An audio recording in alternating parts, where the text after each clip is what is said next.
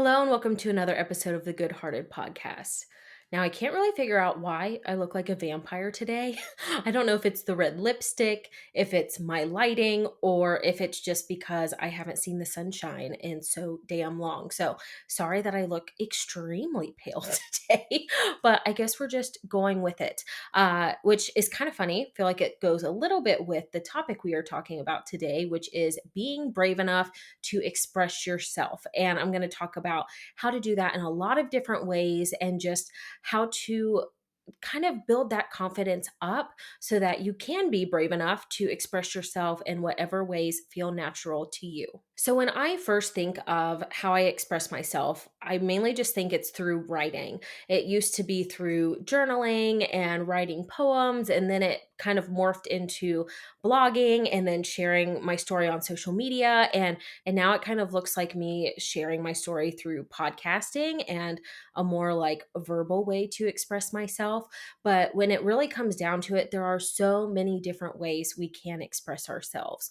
We can do it through making something, through painting, through taking photographs, through our wardrobe and the way our home looks and the things that we say. Like, we can really express ourselves in so many different ways. And I don't know about you, but there are some ways that come very easily to me and I feel confident expressing myself and like who I am wholly, not like filtering who I am.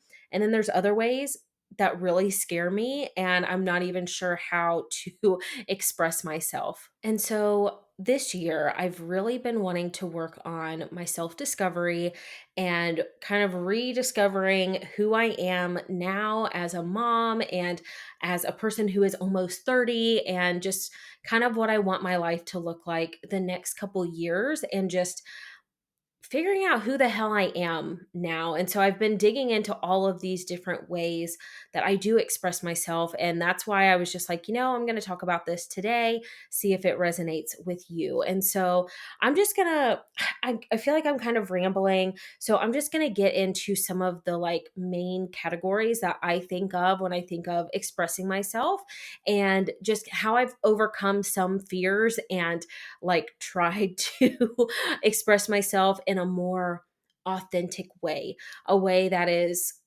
really me and not super influenced by a lot of other things or people. And that could be, based on my community or society or just whatever, social media. And so just trying to quiet all of those noises and figure out what feels best for me and what feels right in a way that actually makes me happy versus kind of just collecting things and doing things because that's what's trendy or that's what other people I know are doing. And really just finding a way to express myself in multiple different ways and be unapologetic about it and just live my life as myself. And I'm sure closer to my birthday, I will kind of reflect on my 20s, but I am I am happy to leave my 20s behind and to really embrace this next decade of my life and hope that it will be a truer, more pure representation of who I really am on the inside that just kind of leaks into everything on the outside that I touch or that I'm involved in. Okay, so let's talk about our clothing and our wardrobe. That is a very big way to express yourself. And I didn't think about that for a very long time. My style has changed so much over the years. Like, literally, if I think back to my early 20s, I'm like, what the hell was I thinking? What was I doing? Why was I wearing that? And when I think back to that, I'm like, well, that's what was on clearance, or, that was what was on sale. That was, what I could get from the thrift shop, or that's what everybody else around me was wearing. And as I got a little bit older, I realized that I was really only wearing like 20% of my entire wardrobe. And then the other 80% I didn't even care for, or, I had outfits for like very specific events that I never ended up re wearing. And so kind of as I went through my 20s, I cleaned out some of my wardrobe. I decluttered a lot of things, got rid of things that I had outgrown and styles that just didn't really suit me anymore. And also just kind of those impractical dresses and outfits that I knew I was never going to wear again. And so then I feel like I narrowed my wardrobe down so much that everything looked the same. I ended up with a lot of loungewear, which is perfect because that is usually what I am wearing is leggings and a crew neck or a graphic t-shirt. And so I decided to invest in like leggings that were super comfortable and graphic tees that I really liked and I wanted to wear versus just having like something ratty that was from my high school days and needed to be gotten rid of like a long time ago. And then for the winter time, I've also like stocked up on crew neck sweatshirts because that's my uniform for the winter is like a crew neck and leggings. I am playing with a toddler most days, so it makes sense for me to have mostly loungewear in my wardrobe. But then I was realizing that some of the nicer pieces I had that were for like going out on a date night or to a wedding or something like that wasn't really something I enjoyed wearing. I was usually either uncomfortable in it or it just wasn't my style. And I've really struggled like curating a wardrobe that is my style because sometimes I would put something on and I'd be like, oh, this is not me. I don't know who this is, but this is not me. I found myself like buying a lot of kind of like work attire for my date night shirts. And I was like, why am I getting those? Like, why do I keep doing that? Because I don't work in an office job. Like, I don't really want to wear that kind of top when I go out on a date. And I've really just realized I'm much more of a casual person than I was kind of in my early 20s. In my early 20s, I feel like I was more of a like kind of a girly, I like to get dressed up. I like to wear lots of jewelry. And now I kind of just want my basics. And honestly, this is like the one white t shirt I think I have. I mostly wear black and, just I needed something simpler. And I've just always felt like a badass in black. And I realized like I didn't need to keep buying, navy and olive green and pink and all of these things that even if it was a cute shirt, I just don't reach for those colors when I'm getting dressed. And so I'm okay with having a couple items that are those like more fun, bright colors, but I needed to stop buying those sorts of things on a regular basis. And I just needed to also be okay that like I am not the ideal version of myself who maybe does get, dressed up every day for staying at home and does her hair and makeup every day.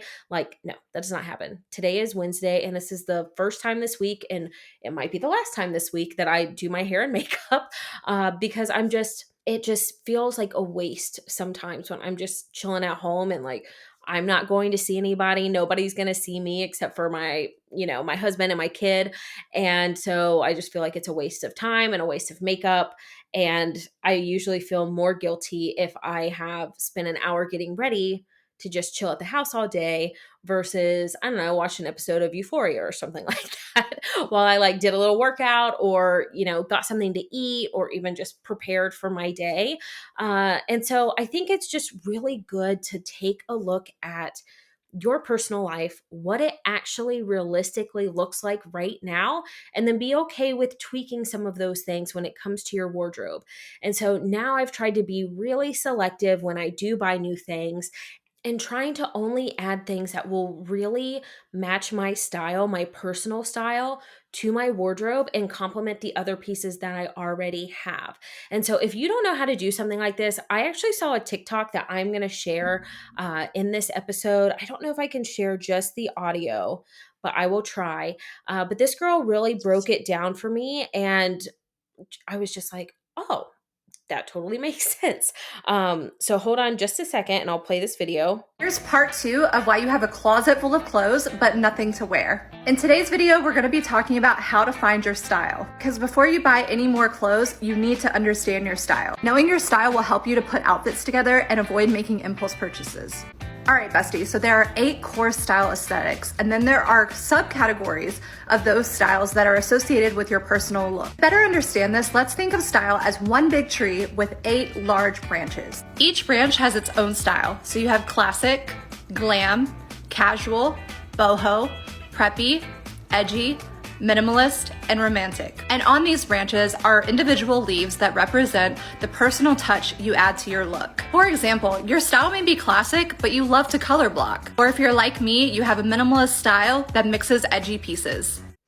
Okay, so this video is a little long, but I will include the link to it. And so I just wanted to kind of break down something that she said and that really helped me when I was thinking about my personal style. And that was basically when she kind of broke down the 8 different overall styles. Because when it comes to my home, I definitely take a boho approach, and it's cozy and it's flowy and colorful and all of that. Um, but every time I've searched on Pinterest for like a boho outfit, it's just not really like my thing. Or like when I try on a boho like peasant dress or maxi skirt or something like that, it's just not my vibe. And so while I was watching this, I was like, okay, edgy is definitely something that I lean towards. I don't know if I don't think you would say I'm minimalist in my wardrobe, like, at all, because I don't know. It's like the pieces that I do have are basically black. And so it just leans a little more edgy. But I also love every once in a while to have some kind of like romantic dress or top, and, nothing too frilly, but I just realized that's what I really like is those deeper tones, like the jewel tones when it comes to a shirt or a dress. I love reds. I love, dark browns, but mainly black, white, and red is like my color palette at the moment. But just hearing those styles, I was like, oh, it like got my wheels turning.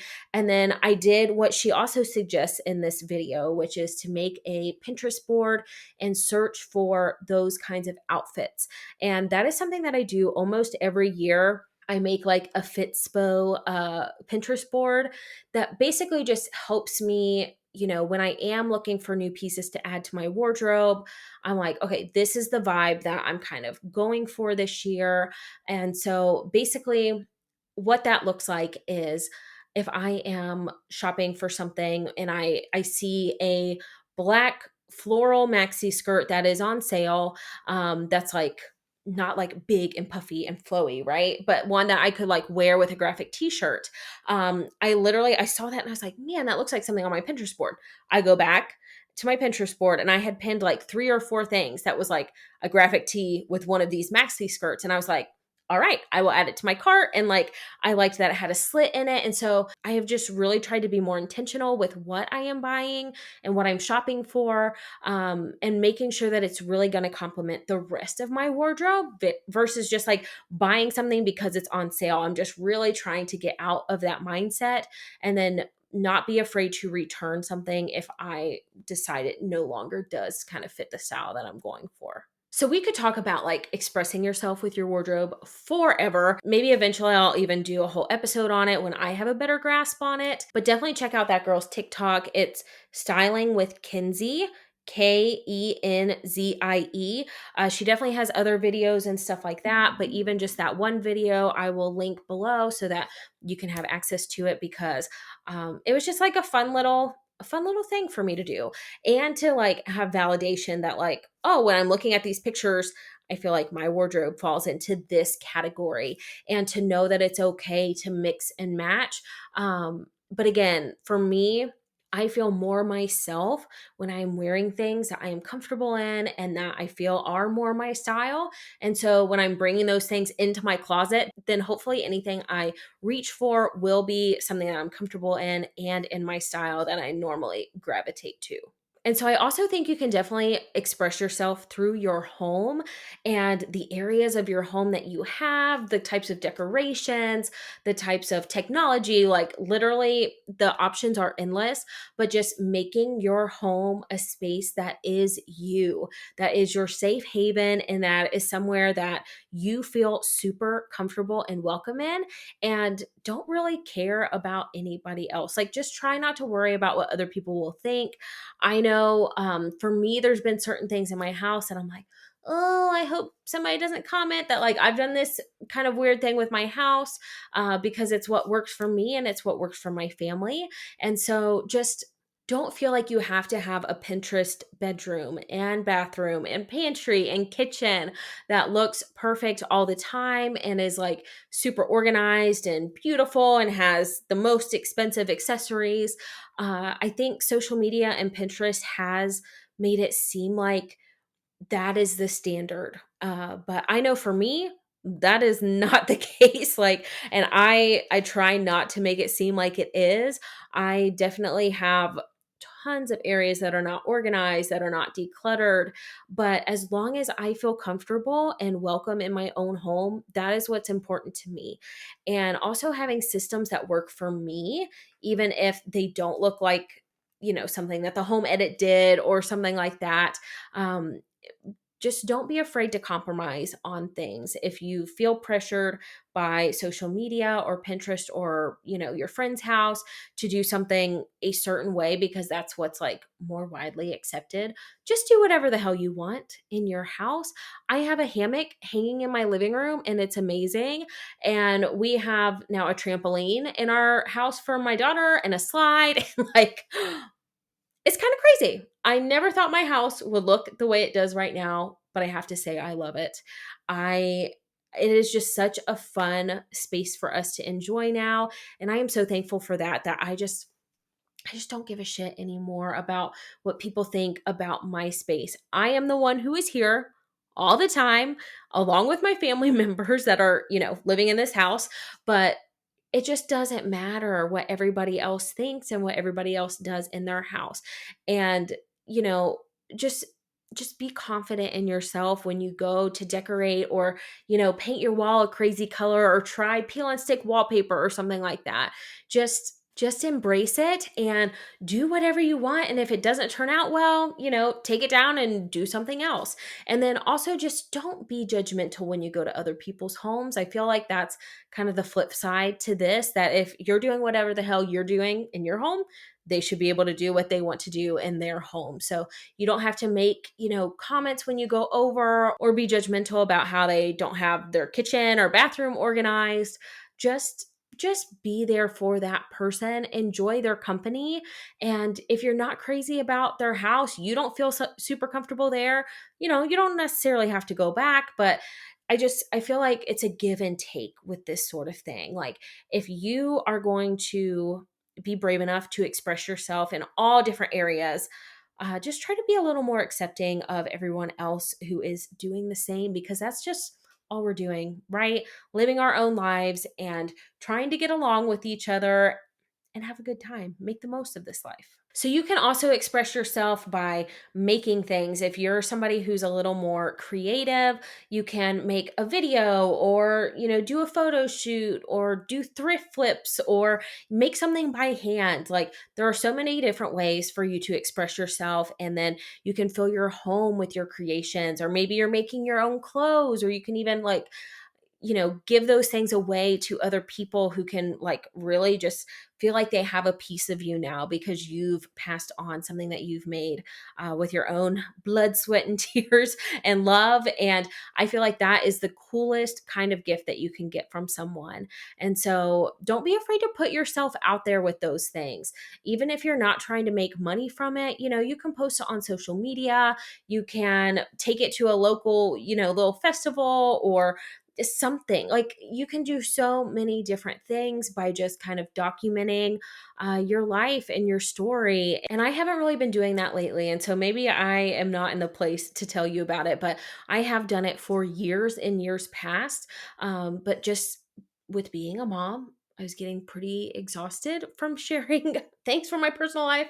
And so again, I'm trying to find that balance. And I think that's what it's all about, is finding something that works for you, that is healthy and is good for your mental health and doesn't stress you out. Like, just being able to express yourself in a way that feels comfortable and feels safe for you.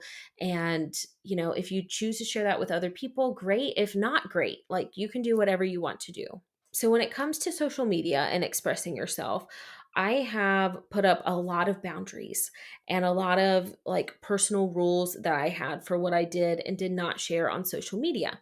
Of course, sometimes I, broke those rules a little bit and did something, that I wouldn't normally do, or shared something.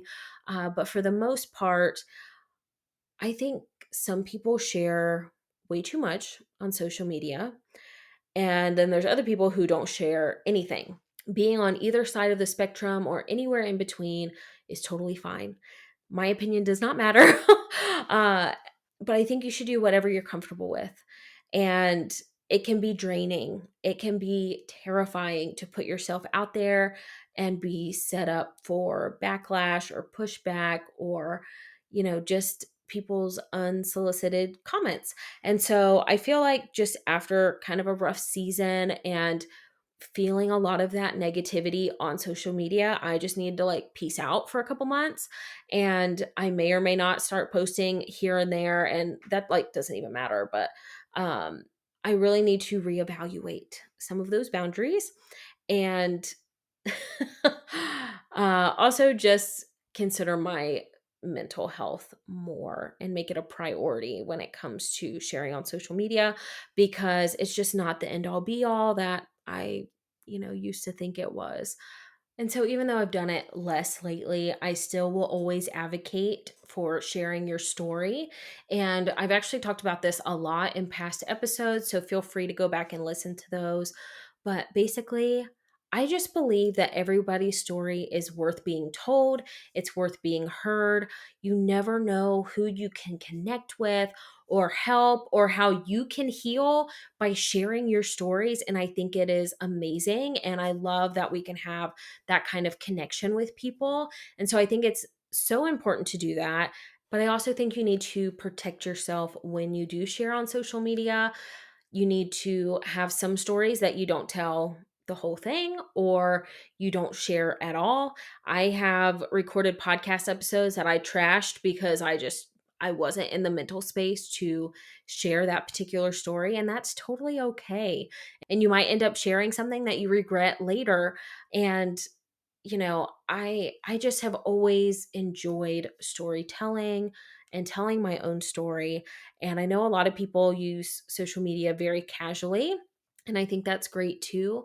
But you can always have fun with just, sharing a candid photo of you, or you and your kids or family or dog or cat, and make a beautiful caption that just gives people a glimpse into your life and into your story if you want to.